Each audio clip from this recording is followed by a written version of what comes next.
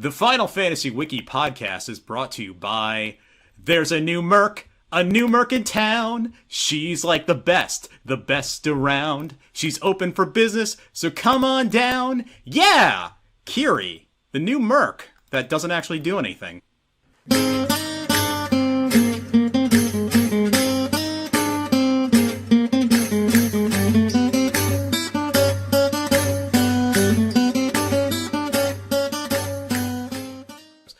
Good evening. Welcome to the Final Fantasy Wiki Podcast. I'm your host, BlueHighwind. And these are the other guys. Hi, SomeColorMage. Hello, Technobliterator. Got lots of stuff on your plate. Got things you want out of your hair. Then you should put this Merc to work, especially if you've got gil to spare. Kiri's theme is great. I think Kiri might be my favorite new character. Yeah, it's close. It's close call for me. I really like Kyrie. Like when in remake she was like, whatever. Like, but in Rebirth she's been brilliant. So, if you haven't noticed, this is a podcast about Final Fantasy, and that includes a game called Final Fantasy VII, which includes a game called Final Fantasy VII Rebirth. We also write a wiki about it. Yeah. Yep. Though I'm going to confess, due to Google's SEO stranglehold on things, whenever I looked up anything to get through this game, I was not directed to a wiki page. I was directed to like one of 8 or 9 games media websites that are barely surviving based on, guides traffic. Yeah, so I can explain that. Right. Every time a game comes out, it doesn't matter what game it is, they always show those other websites, so you'll get like Eurogamer, Game8, IGN. They'll always go those, and the reason for that is those are editorial content, right? Those are published as if they were as if it was any editorial article, basically, and they're published that way, right? So always around the time it comes out, those are always boosted, and then in the months that pass, the wiki takes over. Like, the wiki becomes the bigger one later on. Well, personally, I can't believe that fandom's AI experiment that attempts to distill the entirety of a page down to 5 questions and really wants you to think that, when people are searching for Sephiroth, they really need to know that his hair is silver, isn't working for us. Wait, so 5 questions, like... Alright, so none of you are Jewish, so you don't get this, but in Passover, there's a part of the Seder where you ask 5 questions, like, how is this night different than other nights, and things like that. So that's what it does. It has this, like, weird Jewish ritual on every single page. I guess so. They've only run it on the pages for Sephiroth and Joshua Rosfield, which... interesting pair of choices, but whatever. We all hate it because we don't like fandom being idiots. We don't like fandom ... Let's assume there's more to that sentence for the sake of public unity. Yeah, sure. Yep. So Final Fantasy VII Rebirth came out earlier, actually at the end of February. So that was a really, really big, important game that was the most anticipated game of this year, according to a poll. I think it was the Games Awards that gave it that award. I'm not shocked. Yeah, it won the TGA award for that. But as exciting and as cool as that is, and as much as you may want me to hear more of, me singing Kyrie's theme, we got to go do the news. And we have hard outs, so we're going to try to zoom through these newses as fast as we can news them. So why don't we get with that? So, what is the news of last month? Let me see. Where do we start? I think I've got everything on hand. Although just checking, was there anything outside of the 16 and 14 stuff? There was some very, very late things. So Final Fantasy Opera Omnia, that ended service on February 29th. That was a mobile game. It was Dissidia FFOO, was its Twitter account. Yeah, it's one of the better ones. Yeah, I think people actually kind of like that one, but that no longer exists. That game's dead forever. Another weird thing is Theater Rhythm Final Fantasy, that Switch game that came out last year, the rhythm game. Some people liked it. I personally didn't love it, but due to some kind of coding error, it did not work on February 29th. Like, the online services just couldn't work at all, because I guess they never coded it for leap years. Next up, yeah, I guess it's all Final Fantasy 14 and 16 stuff from then. Oh, wait, one other thing. So Sakaguchi, he was talking about Akira Toriyama. And Akira Toriyama passed away this month. It was very sad for everyone here. But one of the things that he mentioned was that Dragon Quest was an inspiration for the original Final Fantasy game. Also that maybe... I don't think Dragon Ball was an inspiration. Let me get the quote exactly. Naturally, when it comes to Dragon Quest, I had a massive amount of respect for the game. I was personally a huge Akira Toriyama fan, and I read the weekly Jump magazines every month. A game designed by such a dream team felt way out of my reach, which is why I started the Final Fantasy project. I hope to at least get somewhere close to Dragon Quest. Of course, Akira Toriyama would also have worked on Chrono Trigger, which is not a Final Fantasy game, but better than most Final Fantasy games. And I say we should just cover that on the wiki. We should just cover good games on the wiki. I'm good. You're good? All right. I'm not doing the work. We already cover too much as is. Yeah. Right. Oh, we unfortunately missed our chance to get the Posh Chocobo DoorDash bonus sales thing if you ordered from Popeyes during the period of March 7th to the 21st. You have to get the Popeyes Buffalo Ranch menu, and you get yourself a pink, very strange-looking Chocobo. Could be your summon. I think this is the same model as the yellow Chocobo from Final Fantasy VII Remake. Remember that weird-looking one? Yeah, I'm pretty sure it is. Yeah. I mean, that stuff better just come to the PlayStation Store soon, because, I mean, I have summon videos to record. I'm not doing that until I have the DLC summons, because I don't have any of them for some reason. My copy of the game is missing one of the pre-order bonus one. That was like Shiva, Ifrit, and No, those you always start the game with those. The pre-order bonuses. I forget whether it's. I think it was the Magic Pot. That's a and summon? Moogle and Chocobo. Oh. No, Moogle and Chocobo is one of the ones you start the game with. The is DLC it? summons this time around a Magic Pot, the Moogle Trio, and Posh Chocobo. No, Fat Chocobo isn't in the game at all. Oh. Okay. I have them, but I've never used them. I think I have them, but I never click the download DLC thing. Because all that stuff is on my PlayStation 5 hard drive, so I should have been able to get that data. You can just get them in this pause menu. Yeah, well, as it turns out, you never really need them. Because Ifrit and Shiva are just better, and they start with those. And why would I use friggin' Magic Pot instead of, Shiva? One of the beloved characters that have run through this series forever. Well, in the first remake, the utility was that in smaller arenas you couldn't summon the normal summons. Mm-hmm. So Carbuncle and the Chocobo Chick and the Cactua could be summoned anywhere where summons could appear. That's not as much of a problem in Rebirth, because most of the arenas are a lot bigger. Oh, that would make it so much easier to level up that 1K Sith ability. Fuck's Kate Sith. I'm not using him anyway. Oh, so I guess that's a spoiler that Kate Sith hasn't been fixed in your eyes yet. No, I didn't like his kid at all, so I just didn't use him. A lot of people have really come around on Kate Sith. But spoilers for when we get to 7 Rebirth. I guess we'll get around to that, news. So we should just go to the big Final Fantasy 14 and 16 stuff. Yoshi P will now take over the podcast at this point. Yeah. Okay, so whatever. Let's start with Final Fantasy 16 because that bit's smaller. So the Final Fantasy 16 Leviathan expansion, the Rising Tide, that's coming out April 18. Clive and Jill go to Mysidia in the Northern Territories, Jill's homeland.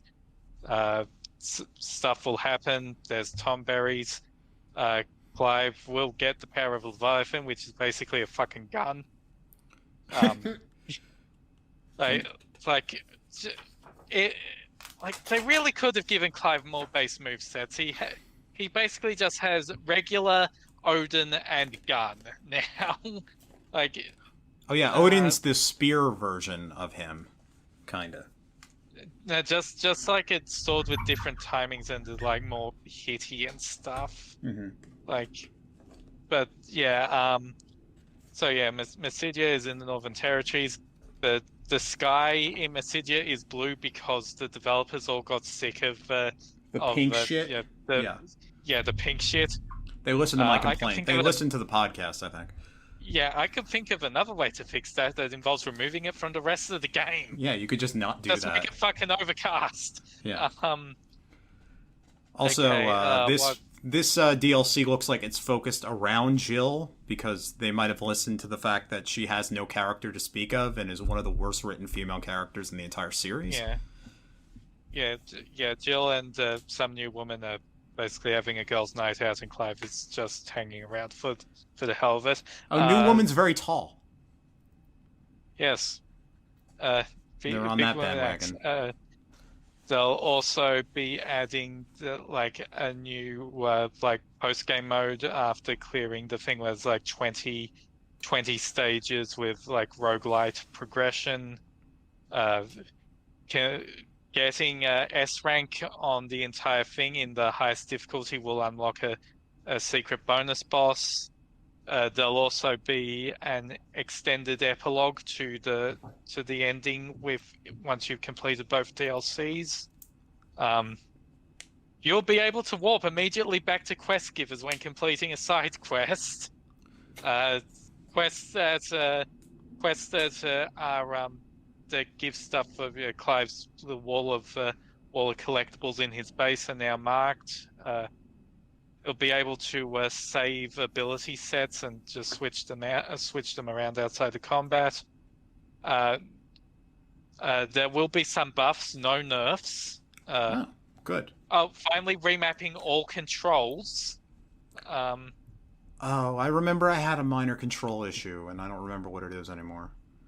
It's been 6 months. Most of that game has already sunk out of my memory.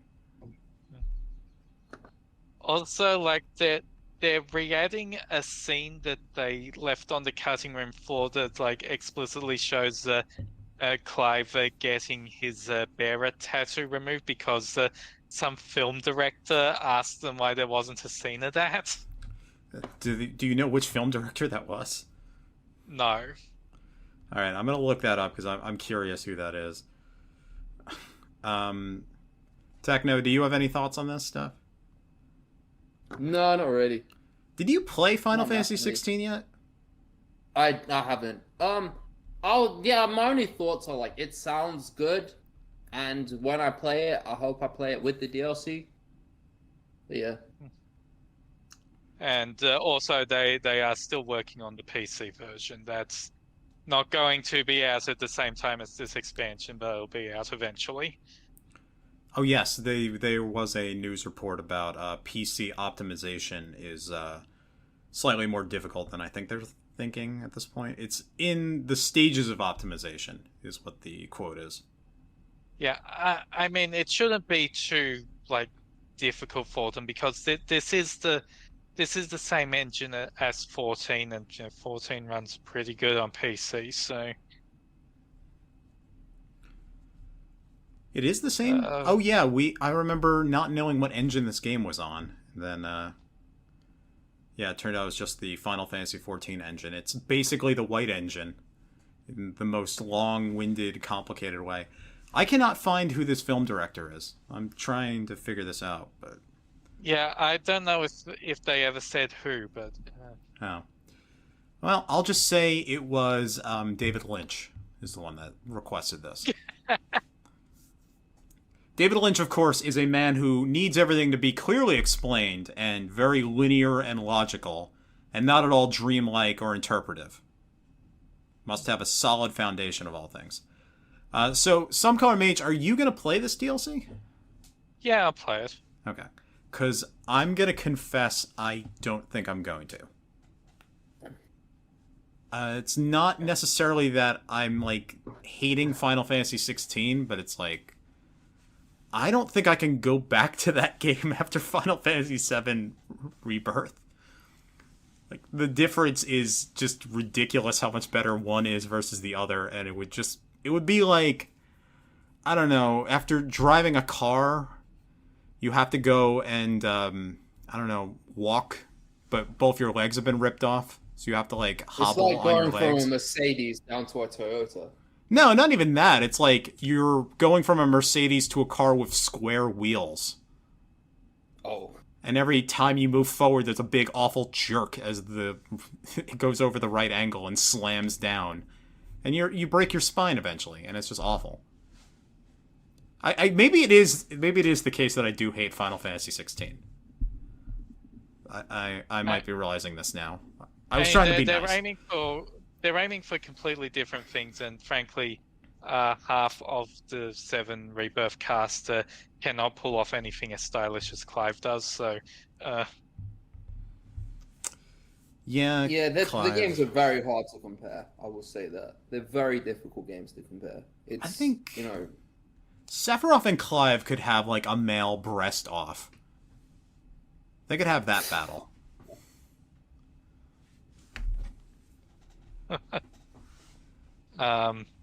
Okay, anyway, 14, right?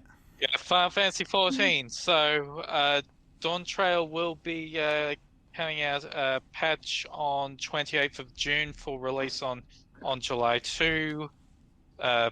Pre-orders are already out. Still waiting on information on job changes and stuff that will be coming in the next few months. What else is going on here? Because there was quite a bit, and like, there's not much to talk about specifically about Dawn Trail, because it's mainly just an announcement. Both the 16 and 14 stuff were at PAX. So, yeah, there was a lot of things that came out like in one weekend. Yeah. Okay. The cross world travel system in 14 is being expanded. So basically in 14 MMO, so there's a bunch of servers. Originally you just stuck on the server you're playing on. Then they expanded it so that if you're on one server, you can travel to every server in the same logical data center. Then they expanded that so you could go to every server that's in the same location. So the locations being like Tokyo, Sacramento, Frankfurt, and Sydney. And now they're expanding it even further so that you can go to any global server. And they're currently testing that anyone outside of the Sydney data center can now travel to servers on the Sydney data center, and they're planning on having that expand to every global server when Dawn Trail releases. Okay, and the Xbox version of the game. Oh yeah, I forgot that the Xbox version still hasn't come out. Is that what my understanding is? That's come out. That's come out. It released on the 21st. Okay. But okay.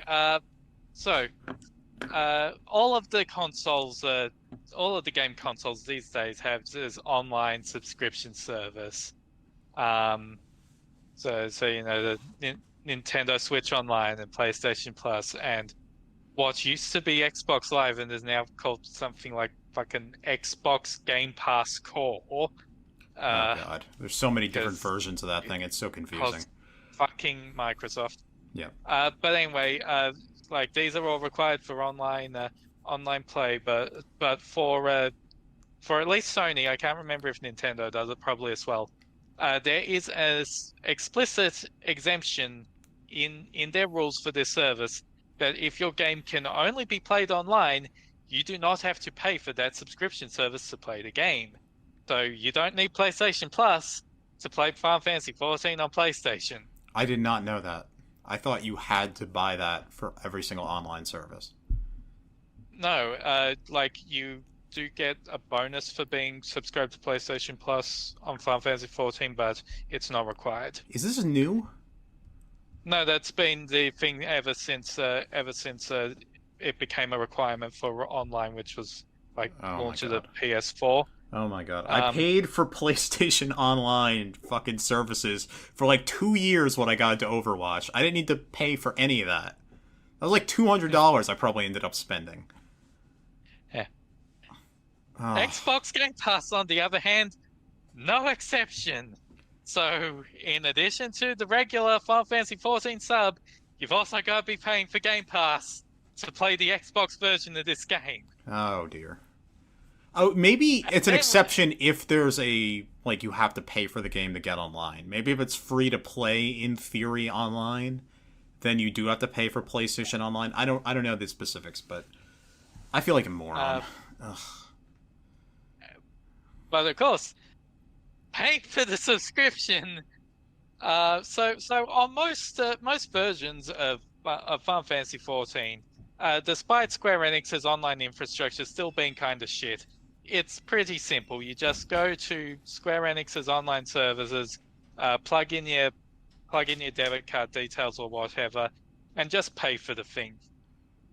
If you have an Xbox version registered to your account, and that's the only version registered to account, you cannot pay for things via the Square Enix online store.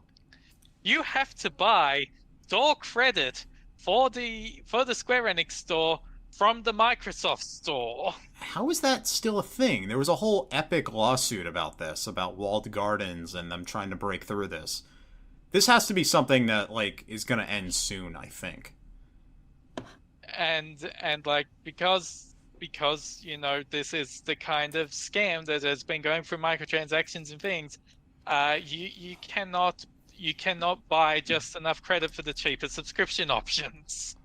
Okay. The cheapest subscription options are like $13 a month, and the closest pack is an equivalent of $15. Well, if it's any consolation, from my understanding, the sales of Xbox are currently plummeting, and the entire service is doing extremely poorly. It's facing something of an existential crisis. So maybe this will only affect 3 people. And there's another thing that's added on that isn't horrible, but just really funny. So to celebrate the release, they're putting on a contest of some fucking Twitter sweepstakes thing where the prize is a Final Fantasy XIV themed Xbox Series X. Oh yeah, I saw that. That looks sick, actually. Yeah, except that Xbox doesn't work. It's a display model. Wait. So they send you that and another Xbox Series X that actually works. No way, you're making that up. Wow. That's what it says. One winner from eligible North American territories and one winner from eligible European and Oceanic territories will be selected to win the below prize package. One custom-designed Final Fantasy XIV branded Xbox Series X console. Please note that this item is non-functional and for display only. Jesus. One retail Xbox Series X console. Oh, that's amazing. That's even better than do you remember? I think there still are collector's editions of games that you can buy that don't come with the actual disc of the game. Final Fantasy XIV actually does that now, but that's because they don't. You don't really need a disc anymore. Yeah, discs are increasingly more of a. Well, they're basically just a key to get on the online service. So. Yeah. So, if you can buy a PC collector's edition box that contains a code, but they also sell a collector's edition box without a code. In the event that you're buying if you're buying the expansion from the PlayStation Store, you don't need an extra code for that. Yeah. I have Final Fantasy VII Rebirth on disc, 2 discs. Mm-hmm. I went out of my way to get the physical edition, but I really have no idea why I did it. Honestly, I could have just bought it online and just downloaded everything. It's a completely unnecessary step. I paid like $100 extra for a PlayStation 5 that reads discs, just because I'm like weird Same. and old-fashioned. Yeah. Same, and I download everything. I don't have a single PS5 game on disc. Oh. I've got plenty of PS5 discs here. So, I have Yakuza 8 sitting right underneath Final Fantasy VII Rebirth, and I'll get to that eventually, I guess. Some other Final Fantasy 14 things I saw. There's a Torgal mount and like a baby Torgal the mascot. The Final Fantasy 16 collaboration that's happening on April 2. Clive's there. You're gonna fight here for it. They've added a lot of 16 songs to the game, and also you can get 2 Torgals. Yeah. You get the puppy Torgal minion and the adult Torgal mount. Also, it is to my understanding the next expansion, while also being Mexico and also being Cyberpunk 2077, it's also going to be, at least this is theorized, Final Fantasy IX themed. Yeah, that was pretty obvious with one of the new jobs basically being based on Zidane and the Cyberpunk city being named Solution 9, which is one of Zidane's moves. Yes, I think one of his mid-tier limit breaks. I don't think it's his best one. Yeah, like there are a ton of references to older games all over 14, but each expansion like leans towards one in particular. So like Heavensward was the Final Fantasy VI influenced expansion, and Stormblood was the 5 influenced expansion. Depending on where you look, Shadowbringers could be either 3, 7, or 8. And Endwalker is so goddamn Final Fantasy 4 inspired that the post Endwalker content would basically just beat up all the villains from 4. You know what I'd give them money for? So yeah, this will be. I'd give them money if they make an expansion and it's based on Xenogears. I'd give them all the money in the world. God. Just do it. Just like really go into Square Enix's back catalog, considering no one's ever going to touch any of this stuff ever again. So, might as well just go that way. Like, we were lucky enough to get a Live Alive remake, but I don't think we're ever going to see anything Xenogears related again, because the Xenogears guy doesn't work at Square Enix, so he's not going to push for it. Yeah. Let's get an Einhander something or another. Oh, you know what? Nomura's there. Let's get a Bouncer-themed Final Fantasy XIV expansion. It's the... You know what? The Bouncer. Okay. I don't know what our bet's going to be, but we have to have a bet where the losing condition is you have to play the Bouncer. Oh my god. The next bet that comes up, that's got to be the losing condition. You have to either play the Bouncer, you have to at least watch a full playthrough of it. So you can experience whatever the hell that game is. Yeah, okay. Oh, I do have one other... are we done with 14?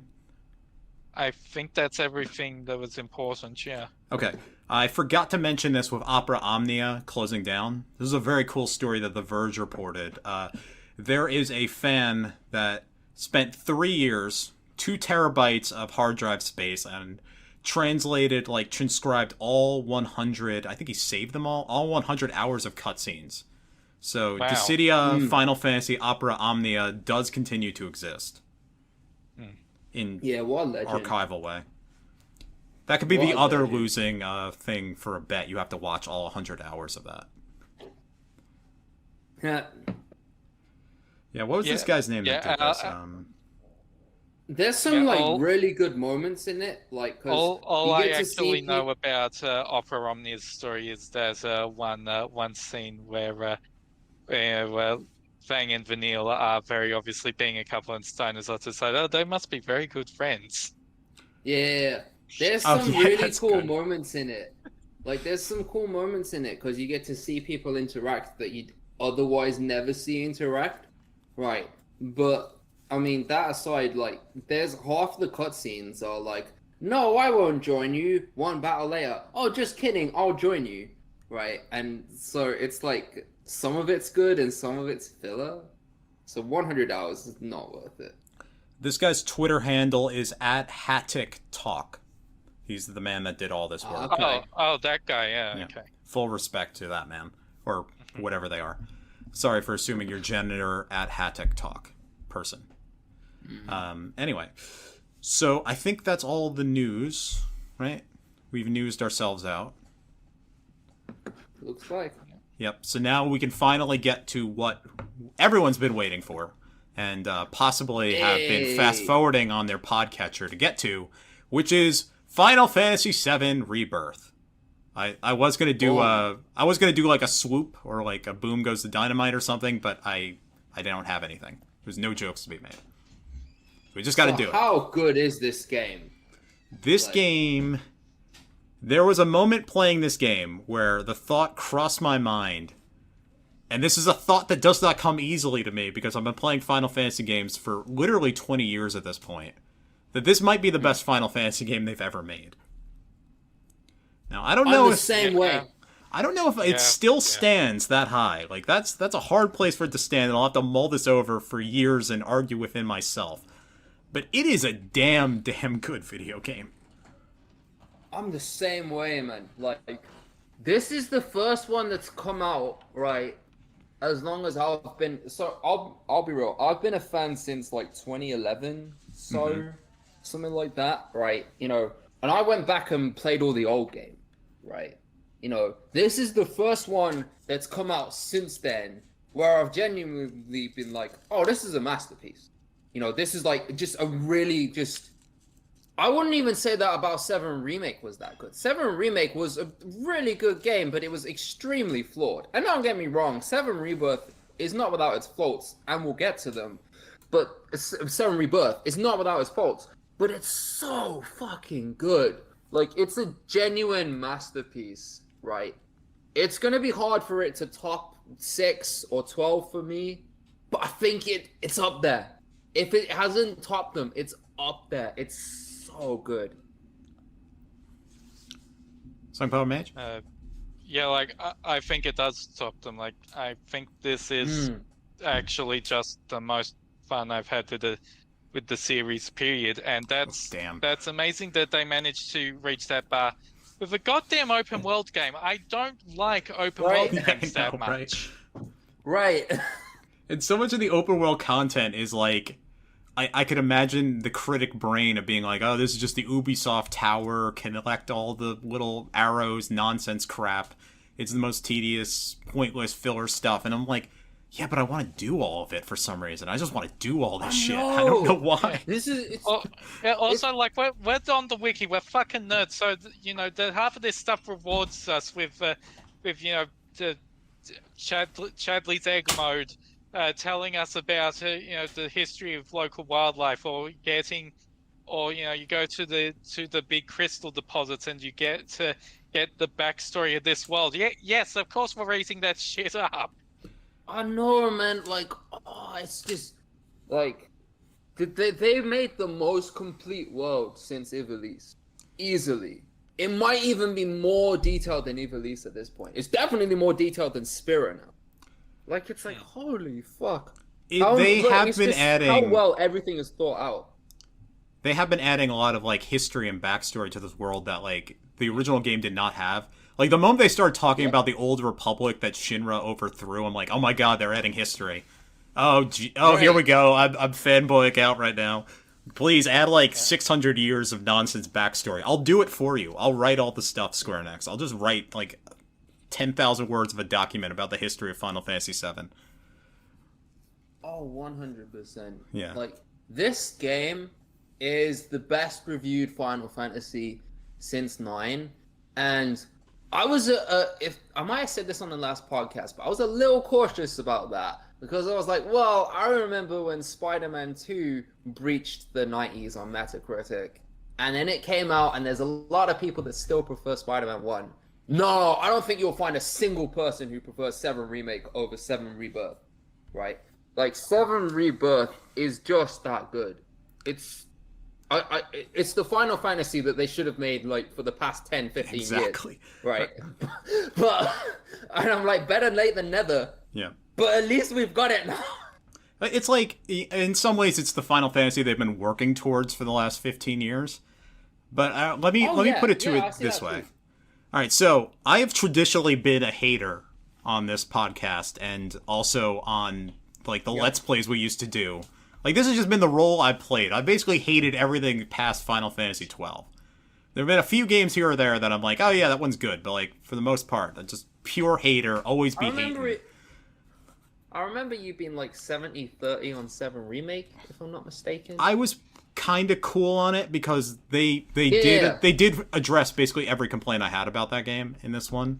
Right. They fixed the combat extremely. But what I'm trying to say is, like, this is the first Final Fantasy game I've played in a very, very long time that feels like it's meeting the promises of what Final Fantasy traditionally was back on the Super Nintendo and PlayStation 1 and up to basically 12, where it's like, this is this giant world full of adventure where, yes, there's ridiculous melodrama happening, but also it's this wonderful mixture of tones, of characters interacting, of romance, of comedy, of all this endless potential, and also done at the highest degree of video game art, which is something that is so difficult to do at this point. I look at this game, and the things they achieve, the scenes that they've done, it is decadent, is how I'd put the production.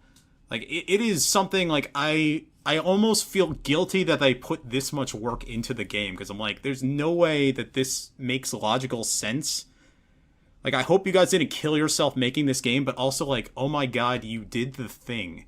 You remade Junon, and it looks so damn good.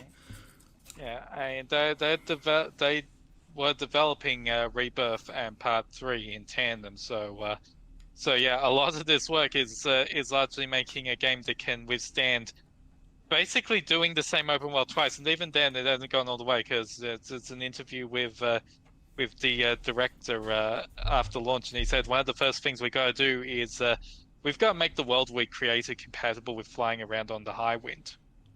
Yeah, so I'm really interested to see that. Like, I've always had this fantasy in my head where when you do the Highwind, it'll be kind of like how a plane is in real life, where like it's so high up that you can't really see below you, and then when you come down below you, then you'll actually get to, like, you know, one of those open areas like we saw, right? And I've always had an idea that it would be somewhat like, I'm just really curious to see how they do it, but I'm not at all worried about the next one based on this. I'm not remotely worried about it, because they with the exception of maybe 2 things, every single area in this game is improved over the first, right? And I can't wait to see what they do next. To add a cloud to our gigantic silver lining, I do have 2 complaints. One is that I think the pacing around the Costa del Sol area, the coral area, is really rough, and there's so many side quests that I think it's kind of killed a few campaigns of people who are willing to get through that part. Yeah, I can see that. Yeah. I can see that. I think, like, if you do the Aerith quest immediately after doing all the quests with all the dumb side quests and the shops and stuff on the beach, you could just exhaust yourself playing nothing but mini games for like 3 hours, and then eventually you lose track of the game. I think that pacing's kind of bad. My other complaint would be, probably put that in 12. My other complaint would be the ending. I think the ending is not good at all. Oh well, I don't think anyone's going to disagree on that. Yeah. I think Well, there's 2 areas that I think 7 Rebirth was not better than 7 Remake. Right. I think the ending in Rebirth is either worse or just as bad as Remake. So, but I never expected anything different. I knew they were going to throw a giant boss gauntlet in a place that it didn't belong. They did the same thing in Remake. I'm not shocked it happened again. Right. The other one is the music, and that's not because I think the music in Rebirth is worse. I just think the music in 7 Remake was so good that this is just as good. Oh, okay. Right?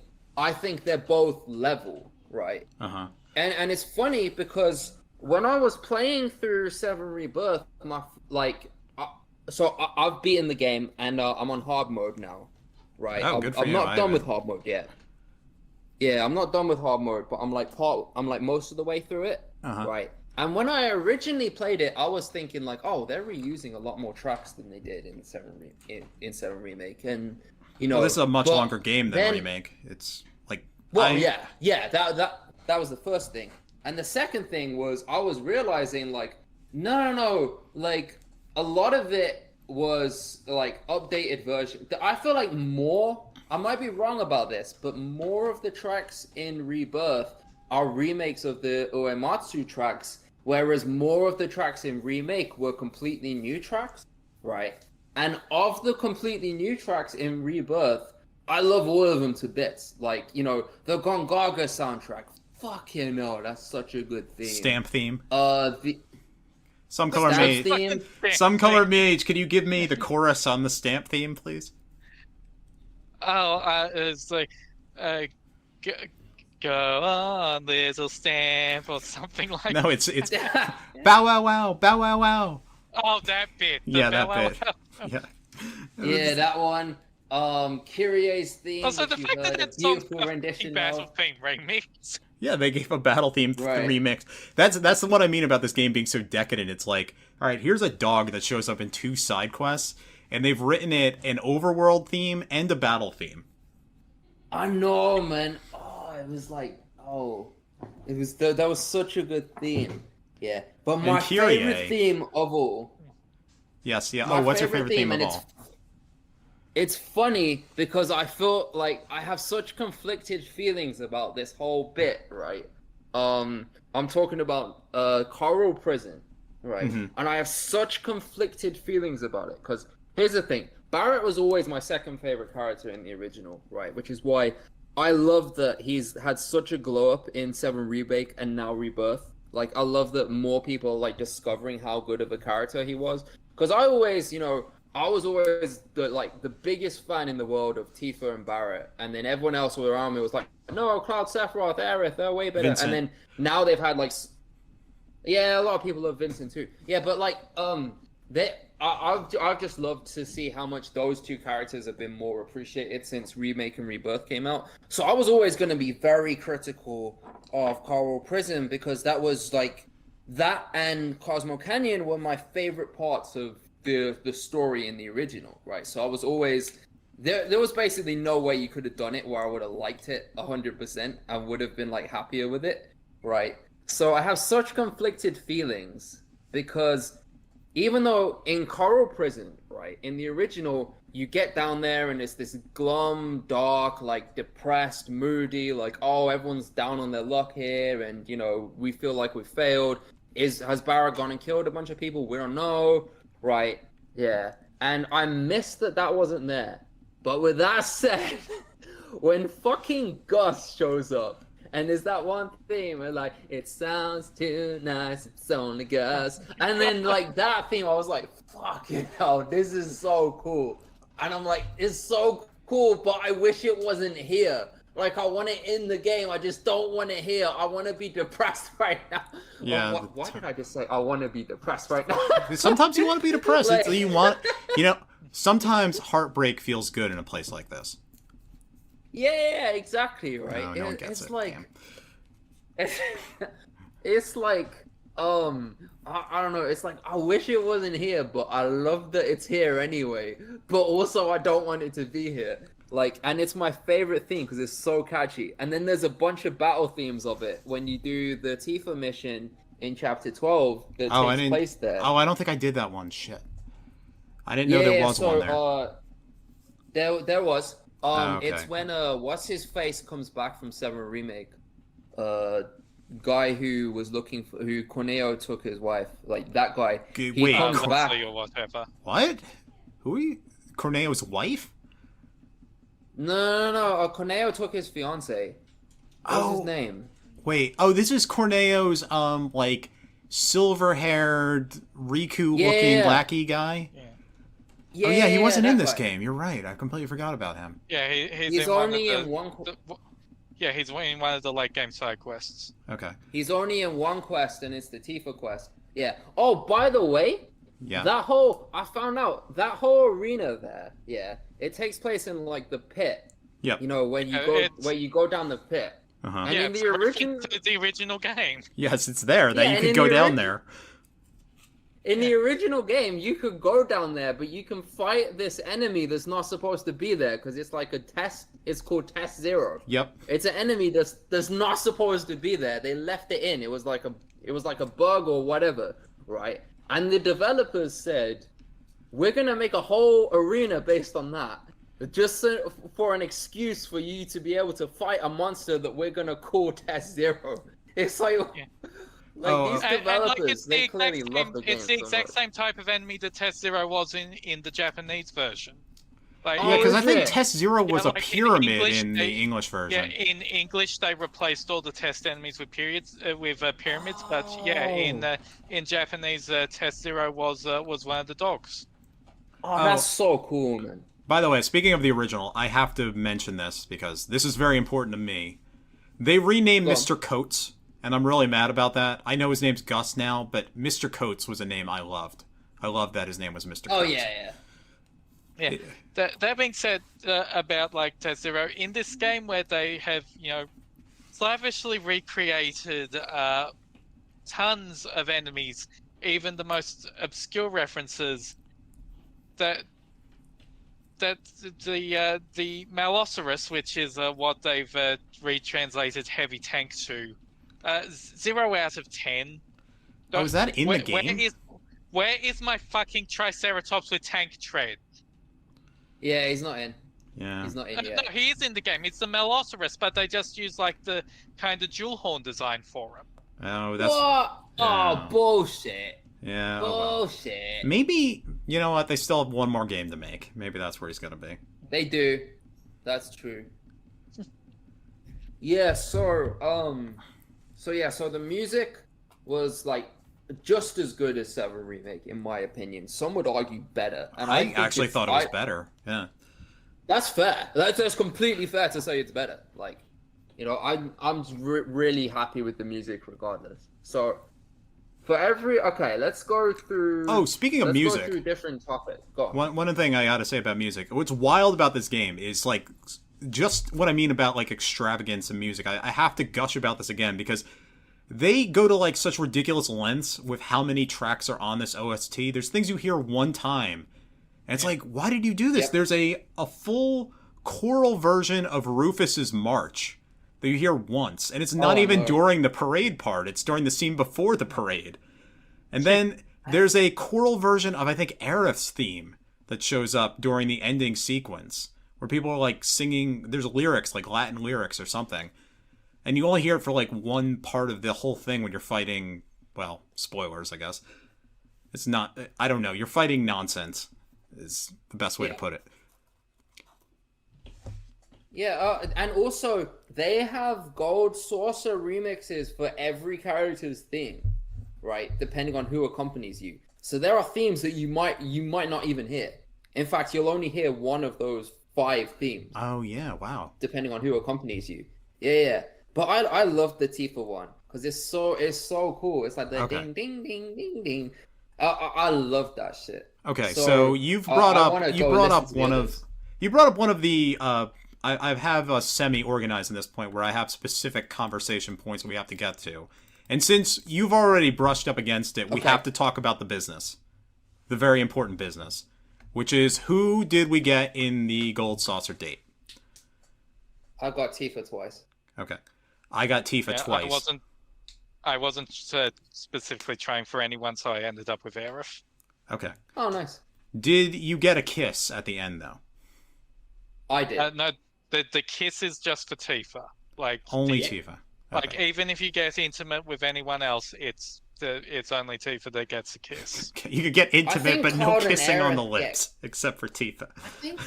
I think the Cloud and Aerith one is like close? Question mark? I don't remember.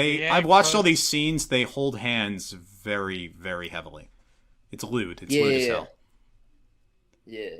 I did not get a kiss in my Tifa. I mean, also just like the fact that they actually turned the Barrett days into something actually serious, like It's a good instead scene, of the yeah. joke that was in the original one, it's actually like part him trying to come to terms with him being responsible for getting everyone else in Avalanche killed, and part him just trying to help Cloud,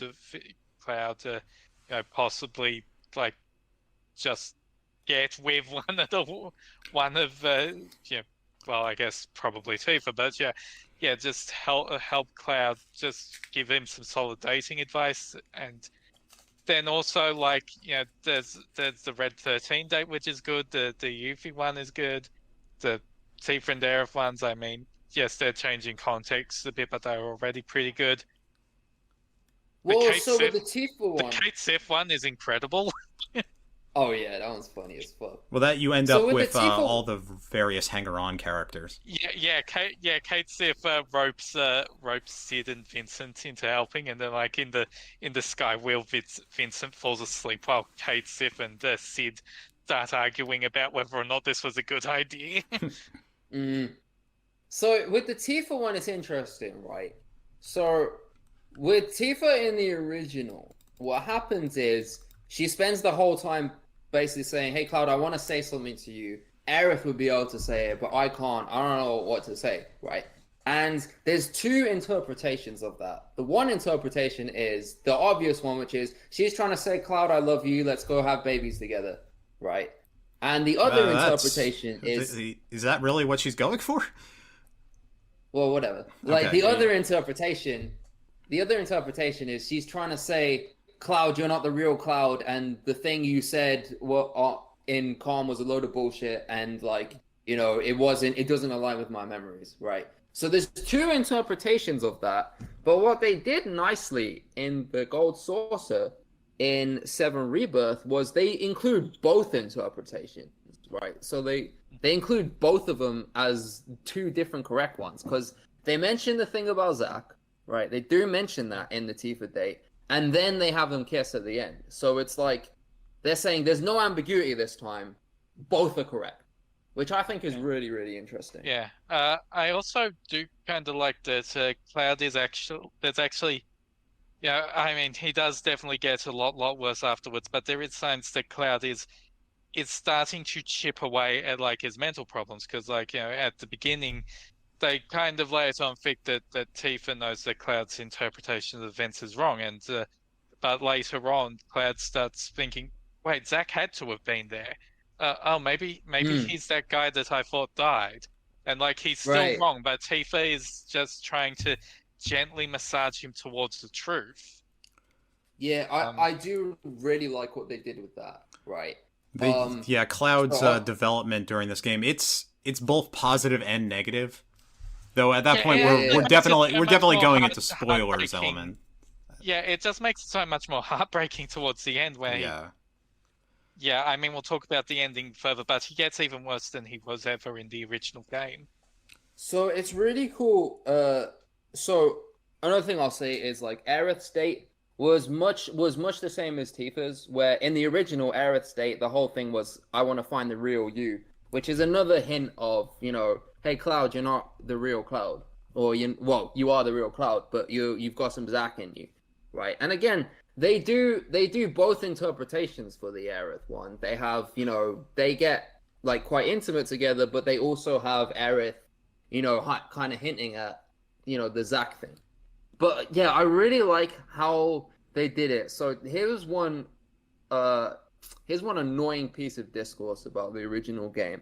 Is this whole thing of like, why didn't Tifa just tell Cloud he was wrong, and then we could have avoided the whole shit, right? We could have avoided the whole thing, we could have skipped. And it's such a dumbass interpretation, because it's like Tifa didn't know that what she believed was correct, because remember, this woman had, she'd been knocked out unconscious after that whole event, and who's to say that her memories were correct either? And they hint about that, because in this version, Cloud's getting suspicions of, hey, maybe you're not the real Tifa. Maybe I'm the real Cloud and you're not the real Tifa. Because, then of course there's the early scene that had me almost spit out my drink. Where The ending Yeah. of the Where- Gongaga dungeon. no, when they're up on the roof and they're having this conflict, and then Tifa shows Cloud her scar, and she lifts up her shirt, and I'm like, oh my. Oh, you know what? Yeah. That was a few minutes after Tifa and Aerith have a massage scene, or like blind massage scene. So I'm like, all right, I'm spitting my drink out all over the floor at this point. Goddamn game. Yeah, and well, that's the other thing I like is that Aerith and Tifa are now talking about it. The whole Zack thing. I was thinking of the ending of the Gongaga dungeon because I think that's the first time when this game I actually was thinking, holy fuck, they actually went there. Oh yeah, right. The Gongaga dungeon where Cloud. Yeah, I guess we should maybe save that for spoilers, or are we? I guess our spoiler wall is basically just like the very ending of the game, because there's a big mystery that's running in the entirety of the production of this game and what it's promising, and really the entirety of the metafiction stuff that the first game was setting up, which I think is not handled terribly well, but maybe we should save that for later. I agree.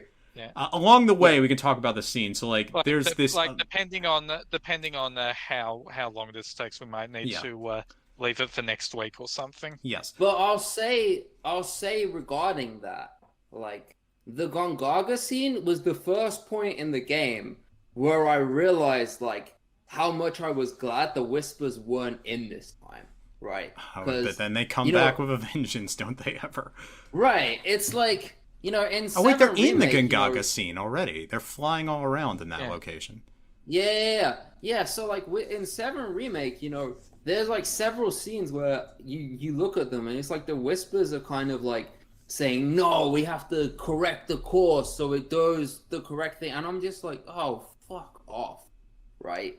Or I didn't realize how much I was annoyed by them being there until I played 7 Rebirth, where they're not in it up until Gongaga, right? Yeah, well, and then when they are back in it, I'm like, oh, fuck off. But then, even when they came back in it in Gongaga, right, that scene was still... I think it's the first scene in 7 Rebirth that, deviates from the original at all.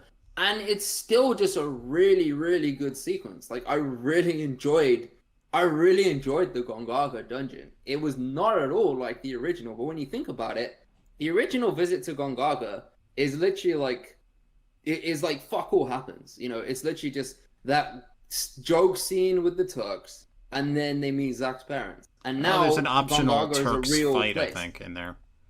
It's the whole of Gongaga is optional. Yeah, you can just skip past it and go straight to Cosmo Canyon. And now it's an actual thing, and it's one of the most pivotal points in the game, and I actually really enjoyed Gongaga this time.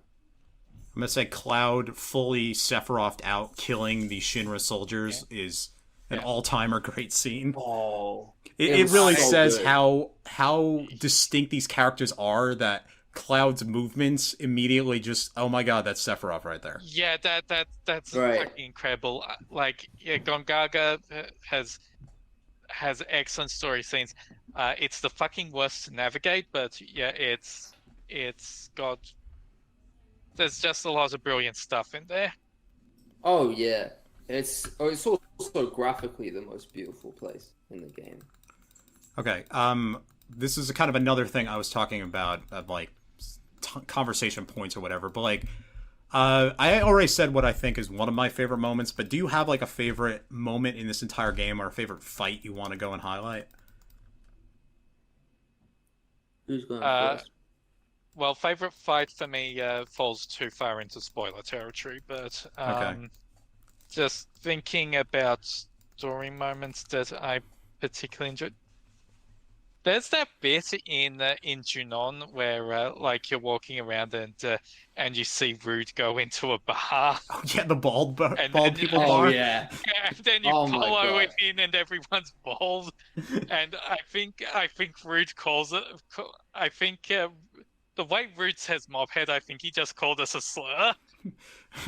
Well, if you have hair, your head is a mop. Yeah, Still, but the way he says it... Mophead might possibly be a slur in some cultural context whatsoever. He doesn't mean it that way, all right? Rude is an ally. Yeah. I think my favorite single fight you know what's interesting? I really like the combat in this game, but I don't know if there's any one boss that I think is like a standout awesome thing. No. My favorite part is, or like one part I want to talk about that's really great is when you're leaving Junon and you have the 7th Infantry following along with you, and these guys are the ultimate bros of friendship because they all implicitly realize, wait a second, this guy is the terrorist, but he's part of our crew. He's one of us, even if he was lying. And we're going to fight along with him all the way to the end. And then you end up as Cloud alone with these 5 completely useless little ducklings that you have to keep alive. Oh, it was so good. I expect that in part 3 they're going to be the soldiers manning the submarine. Oh, yeah. Well, yeah. In the original, they were the soldiers that manned the submarine, and you could actually kill them. Which I would never dare do that this time. But, no. They are my darling children, and I love them, and I did all I could to protect them from all things that are wrong. Also, the Shinra commander lady is look. I'm not saying I'm pro-fascism, but sometimes you can convince me with certain characters. This is a joke. Okay. Fuck yeah, you know what? I can fix her, is what I'm saying. Yeah, I mean, my favorite moment. Does it have to be a fight, or does it have to be like story moment? It could be anything, really. Okay, right. So, I'm gonna say probably my favorite, my favorite thing in the main story. I have a favorite side quest as well, right? Oh yeah, that's our next topic. Okay, yeah, fair enough. All right. So my favorite thing in the main story, like I could cheat and just say it's Gongaga because the Scarlet fight was, that was my favorite fight. Like my favorite enemy that I enjoyed fighting was the Scarlet giant robot. Like I really enjoyed that. Maybe it's because like I always like monk characters, and so any fight where you force me to use Tifa is a great fight. But I think my favorite moment in the story, right? And I might say it's Gus, but again, if it weren't for the fact that I wish it wasn't there. I wish it was some other place. I would say it was Gus. But my favorite thing, like just period, in the story that nothing like ruined it or whatever, if that makes sense, was probably the dolphin again with Priscilla, the dolphin minigame. Right? Yeah, the dolphin. Like when you're piloting the dolphin, and this time it's a lot of fun. In the original, it's like, oh fuck, this stupid ass CPR mini game, and this dolphin that's impossible to control. And this time, the dolphin is fun to control. It has that like funny little like beach theme in the background while you're doing it, and you get to play you get to play the squid jet ski game from Super Mario Sunshine. Yeah, and I'm just like, oh, this is so much more fun this time. Like I really enjoyed basically everything that happened in Junon, everything that happened in Costa del Sol, right? And yeah, again, like, I would really enjoy Corel if it wasn't like, I just, like, the whole, going around and doing stuff for Gus thing, I would enjoy it if it was at any other point in the game. Yeah, it does break up what is a serious traumatic arc by having to go do all this nonsense. Right, exactly. It's Yeah, like and if also, that like, came at even- another time. Like, even the party isn't taking Gus's part that seriously. Like, he's trying to be an intimidating villain, and like as Valis Kornag is like, oh yeah, I'm gonna, if you don't come back, I'm gonna sell the ladies in your party to. Yeah, we don't need that. Yeah, no thanks. And the rest of the party is like, if something happens, we'll just beat the shit out of all of them. Right. Yeah, they all get kidnapped so easily when you get down there. And it really is kind of embarrassing. It reminds me of classic RPGs where, like, no matter what your party level, there's a scripted part where everyone has to get kidnapped. Like, Yep. I feel like that arc wasn't just that well done in general, because also, like, the Dine Yeah, fight, that was not good. the the bits before the fight were fantastic. But after with the dying fight, the recon textualization of his death from like in the original, he kills himself. In this, he gets just a bunch of Shinra soldiers show up and start trying to gun everyone down. I think there's so many problems with that scene, like in terms of like everything. I think like the whole thing is fumbled because first of all, like when you're presenting that scene originally, it's like this character is quote unquote crazy, and I mean crazy in like a literary way, not in terms of an actual mental illness, and that's maybe better, or like I don't know if that's better or that was more acceptable to do in 1997. Now it feels exploitative and just this character babbling to himself. It's just like, oh, I just kind of feel weird about this. But then the fact that you have a boss fight with him where they turn him into friggin' the end of Akira, where he's summoning all these Dr. Octopus things from like the junkyard. It's this ridiculous, like it would tone. I don't know what tone we're going for. This is supposed to be a serious Barrett confrontation scene, and you have this preposterous sci-fi thing happening. It's a complete mess. I think they totally blew it. With that, I'll say like, I'm glad I'm not the only one who thought that. Like, because for me, like there was such a good scene in the original that I wouldn't be happy whatever you did with it this time. So I'm glad other people agree that it wasn't all that this time. But for me, like the bigger problem wasn't that. I didn't care about that for a boss fight perspective. Because I still really love how John Eric Bentley, like how Barrett's voice actor, I think he performs brilliantly in that scene. And I don't think there's any massive problem with the dialogue specifically, right? Yeah. And I was really enjoying it. But so I was really, really enjoying it, right when Dyne. So I've played this scene twice because I'm in hard mode. When Dyne passes away, I can't help but tear up. Oh, I didn't feel much of anything, to be honest. That's fair enough, but it happened. It hit me both times, and I was like, "Fuck!" Just because of how well it's voiced. And then right after that, this serious scene, yeah. That's the other problem. They threw friggin' Palmer's boss fight from Rocket Town here into this part of the game. You have this ridiculous comedy character. Why? Why is he here? Actually, the biggest problem of skipping Rocket Down, like they'll obviously be in part 3 as well, but the biggest problem with skipping that is that we no longer get the end of the Palmer boss fight where he gets Isekai. I know. I mean, they still might do that. That scene could still be here. It's like the whole fight is like it's exactly the same. I feel the same way about it as I feel about Gus, where it's like, I love this fight, but why is it here? If you put it any other part of the game, it would probably be my favorite fight because it's so much fun. The theme is fun as hell, and then there's the part where like Dharma steps out of the robot and he does the Nina. I'm like, fucking hell.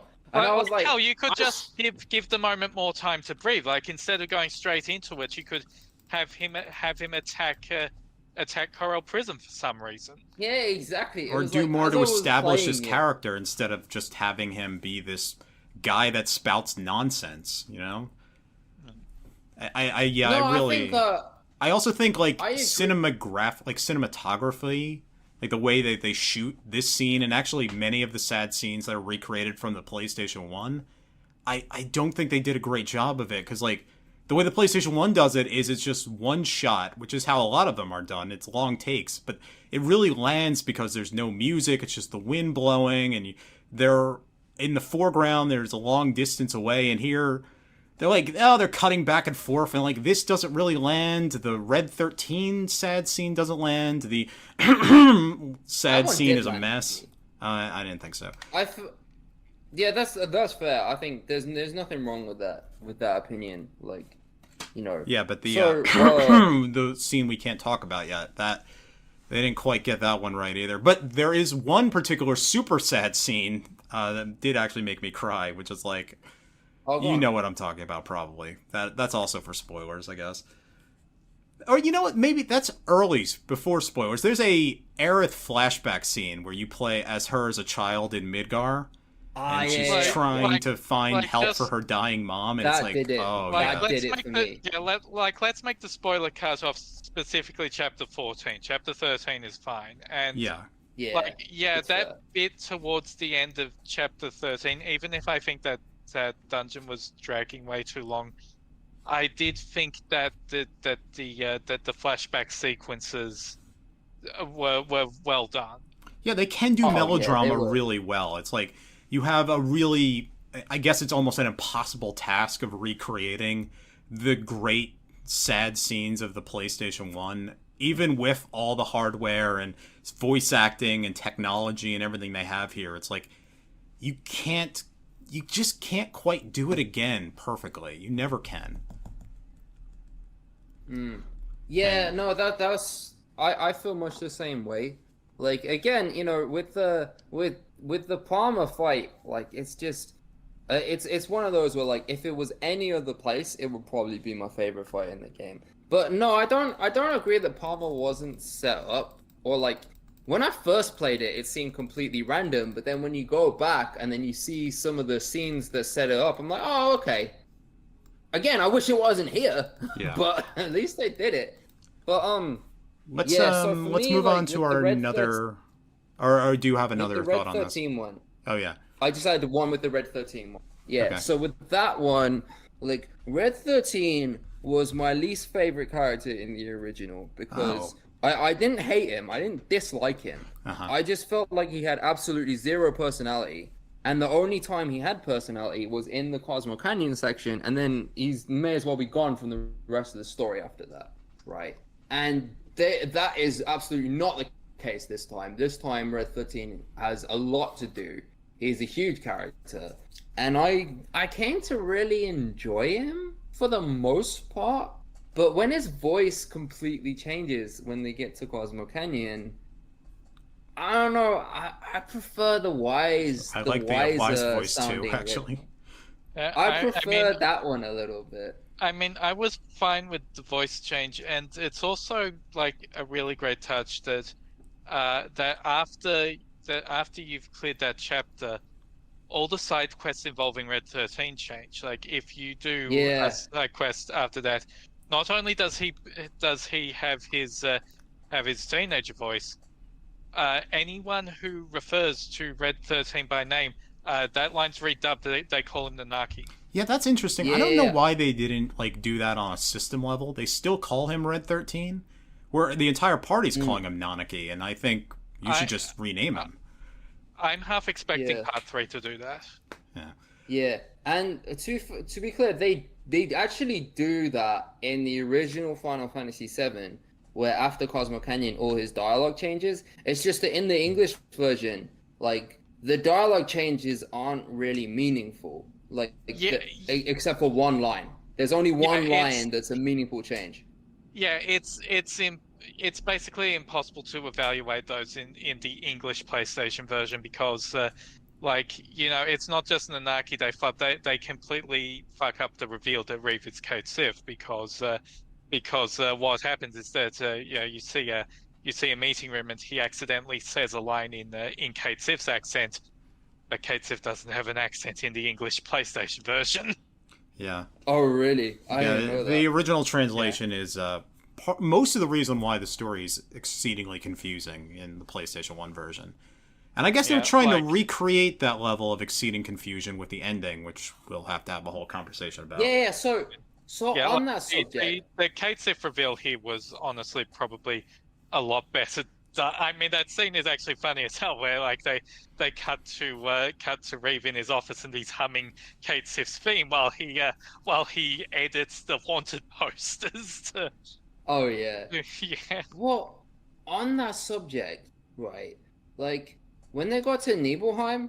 So in the original, right, when you get to Nibelheim, and they're like, wait, what the fuck? I thought this place burned down. And then all the villagers are like, yo, you're sick for saying the village has been burned down and you used to live here. And all that shit, right? In the original, that confused the fuck out of me. And I got to the end of the game not knowing how Nibelheim had not burned down. But this time, they don't do that anymore, right? They just say, "Oh, it was recreated," right? They mention that and- everything's brand like, new.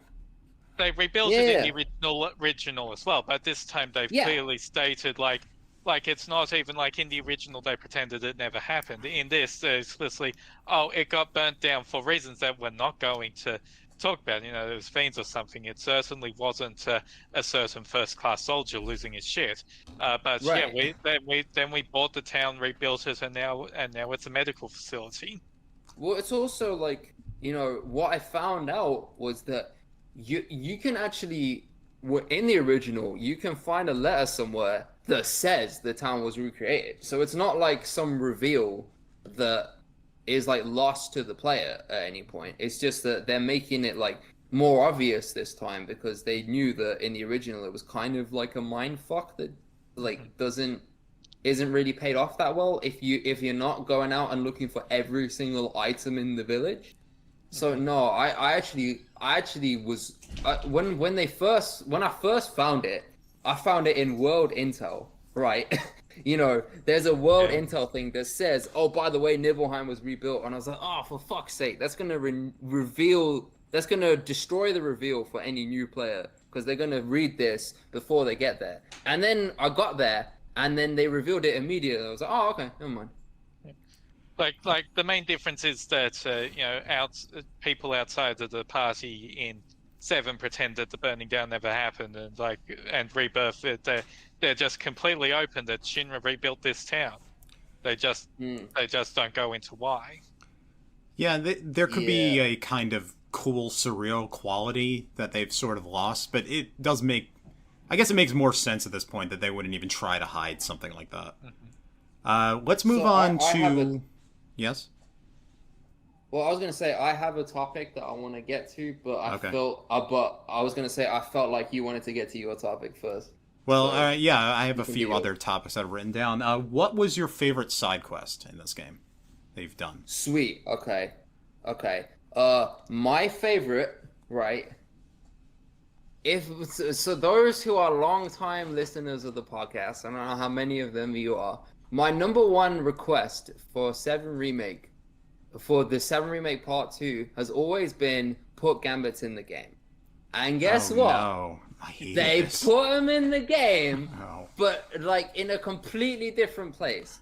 And you get to control a bunch of robots, and then they get to like fight these, you know, and I just think, oh, I love the shit out of that side quest. This is really a mini game where you have to go and defeat a slime in the middle of an arena, and you have programmable robots that you can spawn at 3 points around it in a giant triangular battle. And I guess it's kind of a strategy thing, and you can auto set the strategy and set it to easy, at least by the point I got to it. I think they patched out a lot of minigames to have easy modes added into them. So I just did that and breezed right through it because I wanted nothing to do with that shit. It just seemed exceedingly unfun to me. Oh, fair enough. But I was just like grinning the whole time, and that's my favorite minigame. That's my favorite side quest. That's your favorite side quest and your favorite minigame. Okay, all right. If they're different, then I'm gonna say, all right. Favorite minigame is that. Favorite side quest, I'm gonna say, is the Tifa one where they're doing the frog mini game. I thought it was so charming. All right, I got worried. I thought you were going to take my favorite side quest. Yeah, there's kids in Junon who are hanging around this industrial waste that somebody on Twitter called like Final Fantasy VII's version of the elephant's foot from Chernobyl, and it transforms you magically into a frog, and then you got to play like what's that? It's like an indie game where you're knocking people off of a thing. It was Fall Guys. Fall Guys. Thank you. That's it. Yeah, you're Frog Fall Guys.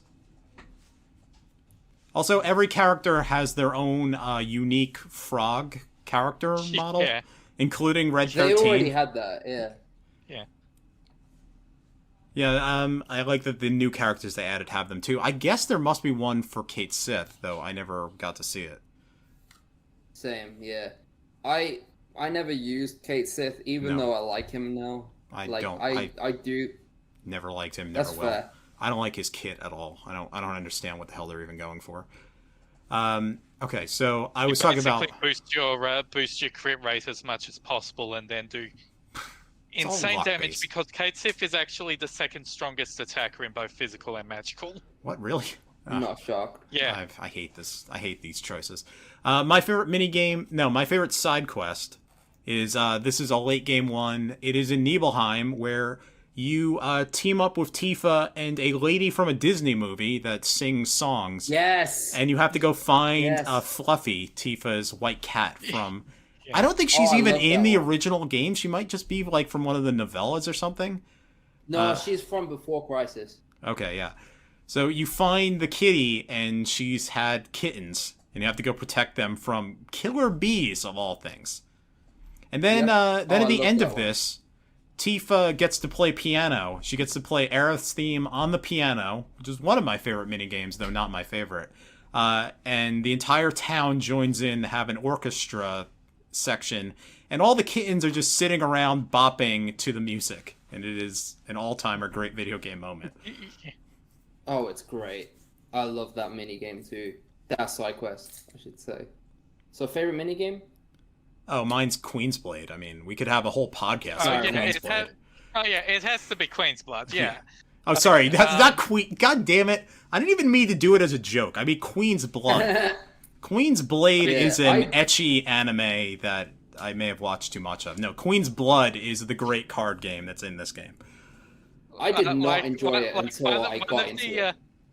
One of the actual funniest parts in this game is towards the end of the Queen's Blood story arc, where the story just immediately starts funneling down into this linear progression, and you go against who looks like is going to be the strongest Queen's Blood player in the world, and it's Vincent. Yep. I know, man. It's so cool. It makes sense. All of the Queen's Blood players in this game are weird free. Right. It's the obvious. Your party members play it. Chadley plays it. Cloud plays it. Cloud is clearly a weird Cloud freak by the plays it. end of this game. There's also stuff like the robot made to play card games. And, The Chocobo that plays it. Yes, the chocobo that plays card games. Like even in the first town, the Queen's Blood players are a guy who claims that crying increases his card playing skills.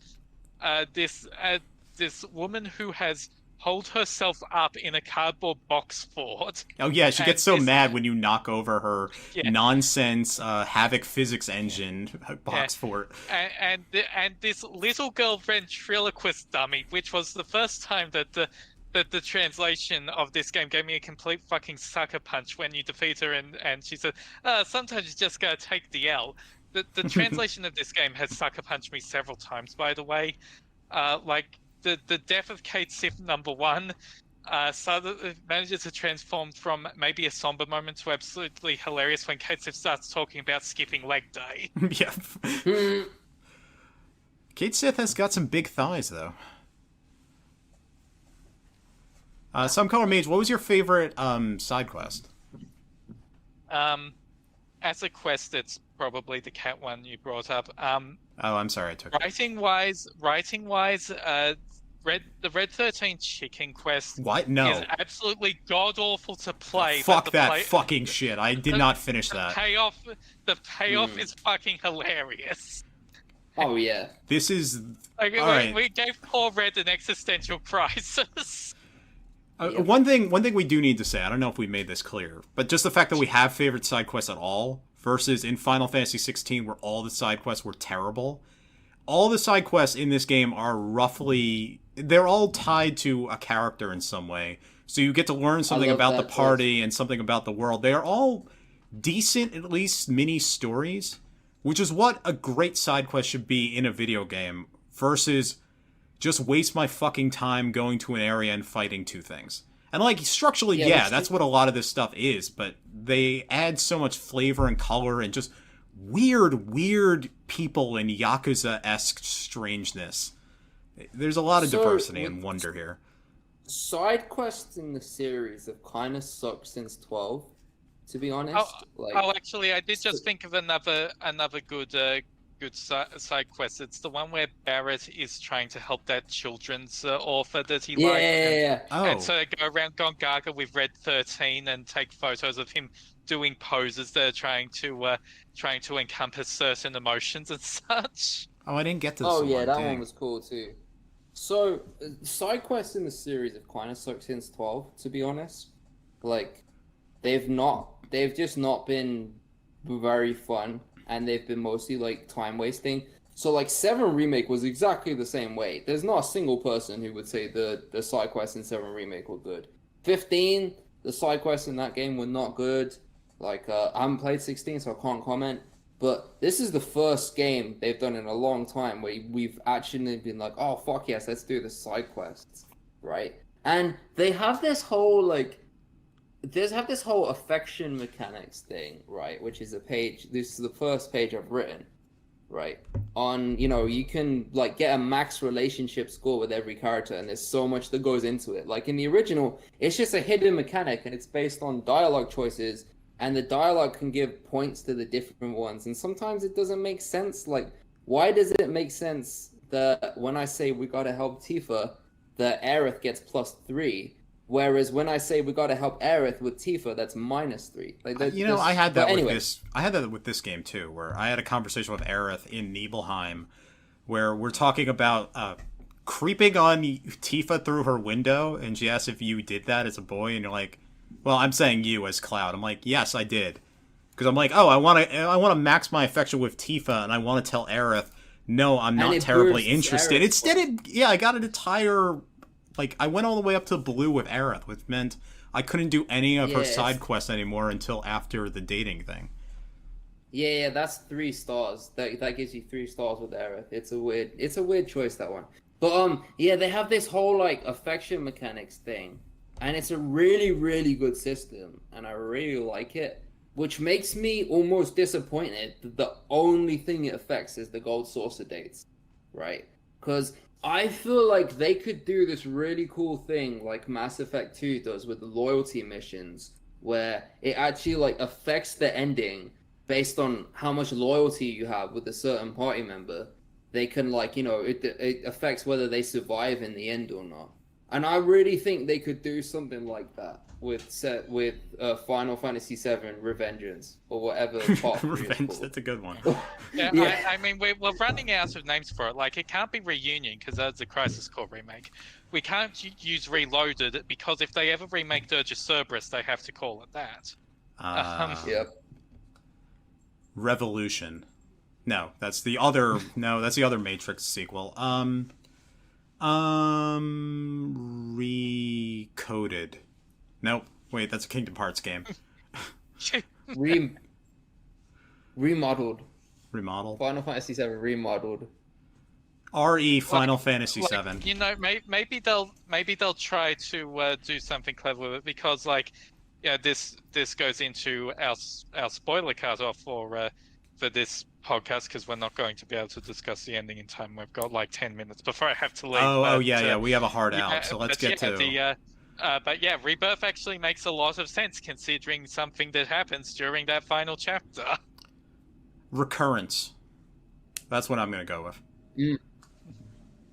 They're going to end up with 3 words. It's going to end up being like Evangelion 3.0 plus 1.0, etc., etc. Okay, so the final thing I wanted to get to on my list of topics to talk about, who's your favorite character in this game? Either the play as or just in general personality-wise. I love that you asked that because that was going to be my topic that I was going to bring up. But yeah, I love that. Okay, so I'm going to say my favorite new character and my favorite original one, right? I've already said my favorite new one. It's Gus, right? Even though he's a piece of shit. No, I mean party member. Okay, so my favorite party member, right, is gonna be Yuffie. Yes. I love Yuffie in this game, right? Yeah. So Yuffie is still the top tier character, and it's great that instead of trying to bring her down from her somewhat broken position in Integrate, they're bringing everyone up to her level. Yeah, I love it, man. Her Like, kit is so good in combat. It's wild. Yeah. Yeah, so obviously, like, my favorite character overall was always gonna be Tifa. Like, it always was gonna be, and of course it is, because I'm always gonna like the monk characters best. Sabin's my favorite in 6.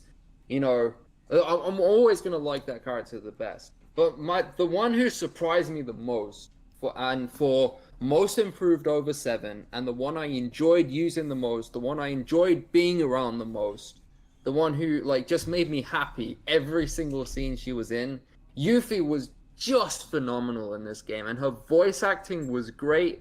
I love when she sings her own theme.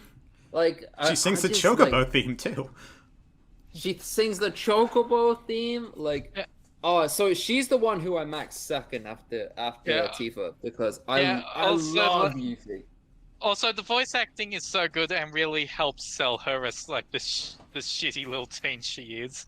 It really does, right? Because also apparently really sells her motion sickness, because there's been an interview with Susie Young and she said that like the voice direction told me that I have to pretend being motion sick a few times, and after the first attempt I was asked to tone it down a little because it was too realistic.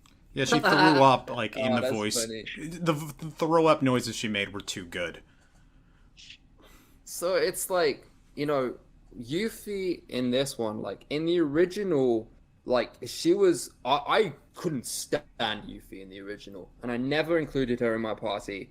Like, I just found her to be so annoying, so obnoxious, like every one of her lines just really annoyed me. And in this one, it's like none of those traits changed, except that because of how she was voiced, it's like instead everything that made her annoying originally makes her really endearing this time around. It's like, oh, she's a little shit, but I'm rooting for her. And the also, whole like... I think part of it is like, not to say that Final Fantasy VII was a funny game, but Rebirth I think is maybe the funniest thing that Square Enix has ever written. Yes. So her character fits really well in that kind of story. Oh, absolutely. Yeah, she is part of the excitable girl character trope that runs through many, many Final Fantasy games. Like Realm and of course Yuffie. Selphie, Riku. I've never liked any of these characters, to be honest. But Yuffie in this game, I find she gets like the most screen time because she's always mugging at the camera. I liked Riku in 10. I'll be honest, but I do agree with you that trope never normally works. Like Aiko's the other one. Like I never really liked that trope. Fucking vanilla, man. I never like gelled well with it. But no, Yuffie.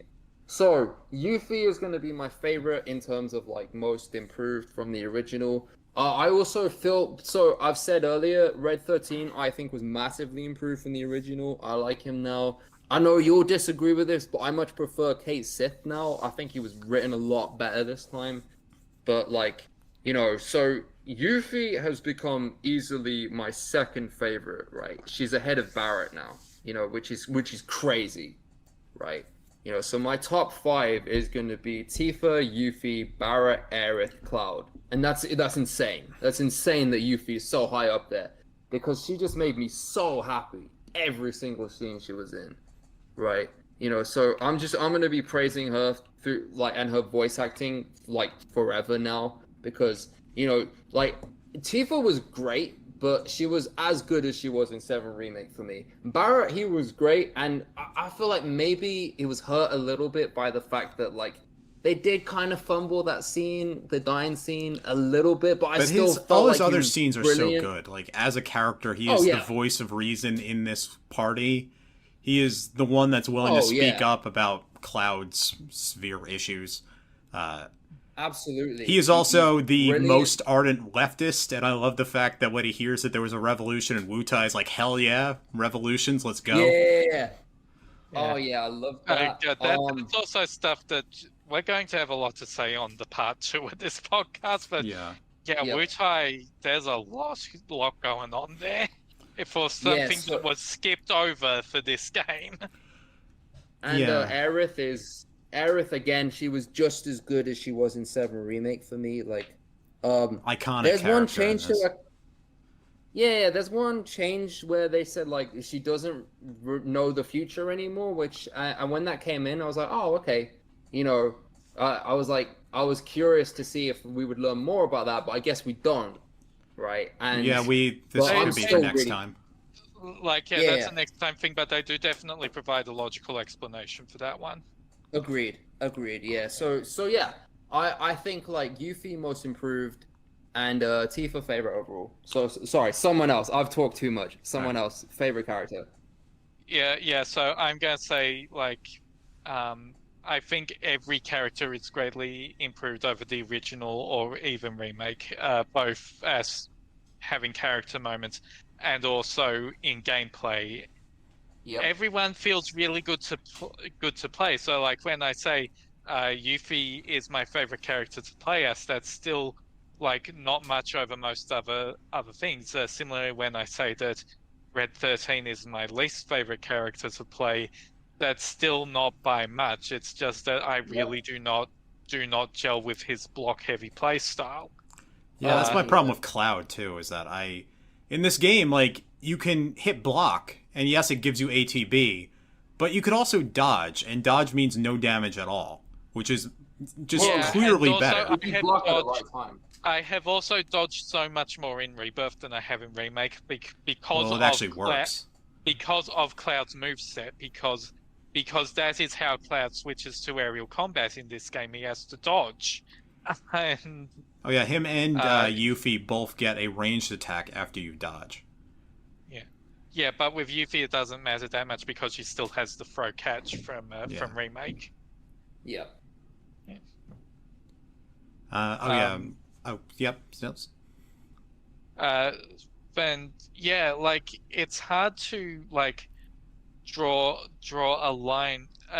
Like, even personality wise, it's hard to draw a favorite because like I mean, as pointed out by Techno, I don't hate Yuffie, I don't hate Kate Sith. No one else was ever that bad in the original. I'm going to find this interesting in part 3 because, you know, while Sid will inevitably be toned down because a lot of his worst aspects was translation issue, you know, in Rebirth we have been acquainted to his nice side first, and when Shira inevitably showed when the whole Rocket Town sequence happened, we are inevitably going to have to take a look at his nastier side. I love Sid's I bet they accent, just by cut the that, way. honestly. He had that I love accent in Sid. Kingdom Hearts too. He had kind of a southern accent. Yeah, and it's cool because I live in southern US now, and I like know a lot of people around that, so it endears me to Sid even more now. Vincent may not be a party member in this game, but I love him. Yes, I'm Yeah. very excited to play as His- him. His introduction, where he's trying to be serious but can't figure out how to use a card reader, and Kate Sith has to help him out, and like throughout chapter 12 and chapter 13, he doesn't really do anything. You can just find him hiding at every port. He's so good. He's just so funny, and like Him showing up at the end of the Queen's Blood side quest to go yes, and do yes, some Yu-Gi-Oh shit. yes, like, oh god, like, it's so hard to choose the best character, man. They really did a great job with every single one of these people. I'll admit, like, Red 13 is a character that genuinely I could forget about if I'm talking about Final Fantasy VII. I'll talk about I'll talk about Mr. Coates before I talk about Red 13. I'll talk about Bugenhagen before I talk about Red 13. I'm sorry to say. But in this game, they did a lot of good work making him a character. And I just love that in many locations you go to, because he's a dog, all the children NPCs are like, yay, dog, we want to go hang with him. Right. He's a fun animal character. Yeah. So is he going to be your favorite then? No, my favorite's Yuffie. Honestly, Okay, fair enough. Honestly, I kind of wish I'd done Yuffie's date, because I think her date might be the best one. The only problem with that is I've always been a Claudie stan. All the way to the beginning. That's Cloud Tifa, right? Claudie? Yeah. Okay, yes. I've always believed in That's that totally one. fair. I've always thought that the arguments, even in Advent Children, as to whether or not Cloud was with Tifa or Aerith were ridiculous and sort of heteronormative in a weird way. SomeColorMage, you're at your heart out, right? Yeah, well, Okay. I maybe have a couple more minutes, but we should just wrap up. Yeah, we should just wrap up. So, in the next week or two, we're going to reconvene and have a bonus podcast because Chapter 14 is... It's a wallop of decisions, let's say. And Even though we did skimp on some other big story details. there's today. a ton of story details we can get to. This is an enormous game.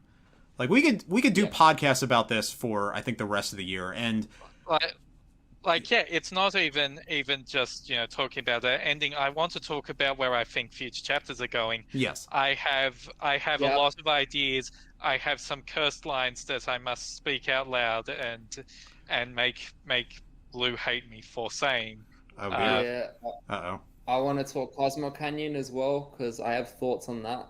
That was my second favorite part of the original, and I have thoughts on how they did it this time. I have to complain about the there's Gi way more to tribe say. fucking destroying me in Cosmo Canyon in random encounters and driving me completely nuts. Oh, and Costa del Sol. I love Okay. that scene. I want to talk about that too. Yeah, there's just so much. There's This game so is much. huge.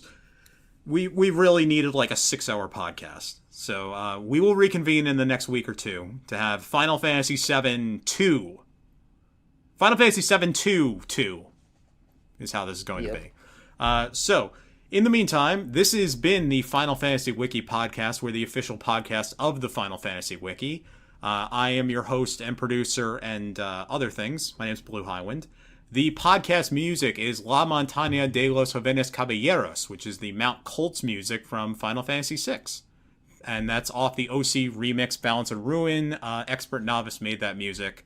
I don't know if they even know that this has been used for this podcast for the last few years, but thank you for letting us use it.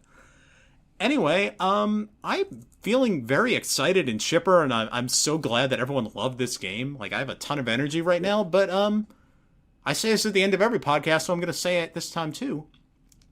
I'm going to go to sleep.